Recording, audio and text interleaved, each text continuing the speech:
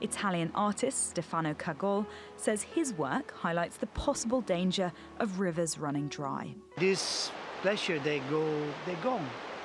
Probably soon, I don't know, in 100 years or something like this, or you go like this.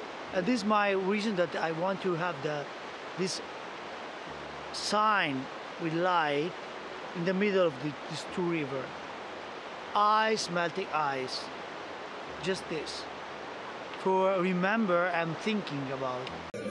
Questo è il bel equilibrio fra opere dove c'è un'estetica magari più forte, più ludica, dove la gente potrà anche un po' divertirsi in qualche modo, però sempre con cose di livello, e poi lavori tipo il mio che sono normalmente presenti solo in mostre d'arte contemporanea. Il blocco di ghiaccio che fondeva dimostrava palesemente la sparizione dei ghiacciai nostri, che poi vanno a innalzare il mare e creano problemi notevoli.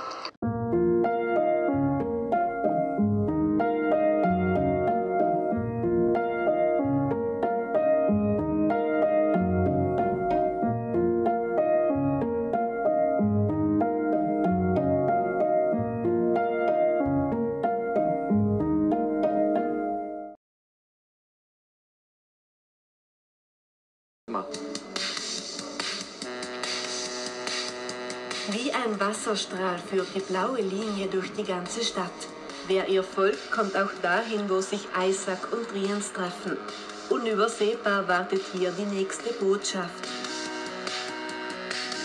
Questa confluenza mi ha veramente ispirato. Dieser Zusammenfluss hat mich inspiriert, denn hier steigt der Wasserpegel und genau das hat ja auch der Klimawandel zur Folge.